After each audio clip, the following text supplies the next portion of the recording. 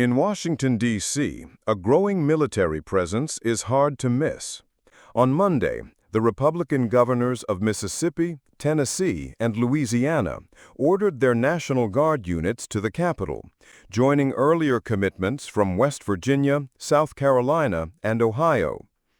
All told, 6 states are now sending more than 1,100 extra troops to patrol the city, on top of roughly 800 D.C. Guard members President Trump activated 10 days ago. The weekend set the stage. West Virginia pledged 300 to 400 soldiers, South Carolina 200, and Ohio 150.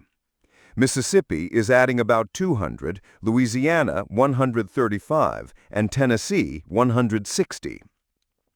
Each governor framed the move as support for what the White House calls an emergency crackdown on crime and illegal immigration.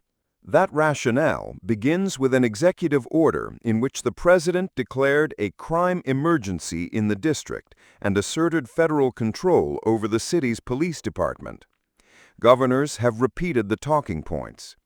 Tennessee's Guard, a spokesperson said, will assist with monument security, community patrols, protecting federal facilities, and traffic control. West Virginia's governor said the state is proud to stand with President Trump, while South Carolina's governor vowed to support the mission to restore law and order. A White House official added the troops will protect federal property, create a secure environment for law enforcement operations, and offer a visible presence to deter crime. But D.C. crime data undercuts the premise. District police statistics show violent crime trending downward since 2023 and now near a 30-year low. That fuels skepticism among local leaders who suspect immigration enforcement, not street crime, is the real target. If this is really about immigration, the administration should say so, Mayor Bouger argued. Unlike governors, Bouger has no authority over the D.C. Guard, leaving the city with little say in a deployment that directly affects its streets.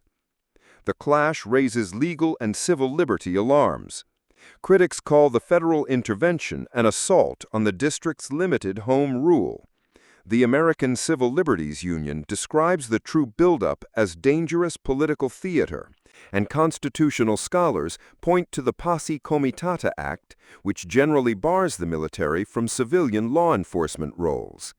The city has already gone to court to block a separate attempt by the administration to replace its police chief with a federal appointee. On the ground, Guard members have been assisting police with crowd control and patrolling landmarks such as the National Mall and Union Station. Officials insist they will not be making arrests, yet conflicting statements about whether they will carry weapons have added to public unease. The Pentagon first said troops would be unarmed. The D.C. Guard later said they may be armed consistent with their mission and training. Residents have noticed.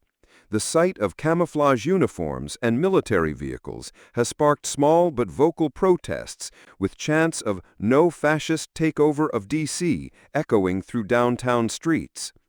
Bouger has also raised alarms about unidentified masked federal agents operating in the city, warning that anonymity undermines accountability.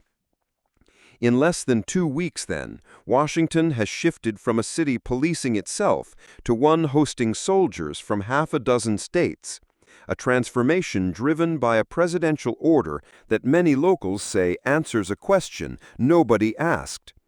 Supporters see a decisive response to crime and illegal immigration. Opponents see federal overreach and political grandstanding. The dispute boils down to a familiar but rarely so visible tension. How much authority should the federal government wield over the nation's capital, and at what cost to the people who live there? For now, Guard convoys rumble past the monuments as lawyers argue in courtrooms and city leaders scramble for leverage.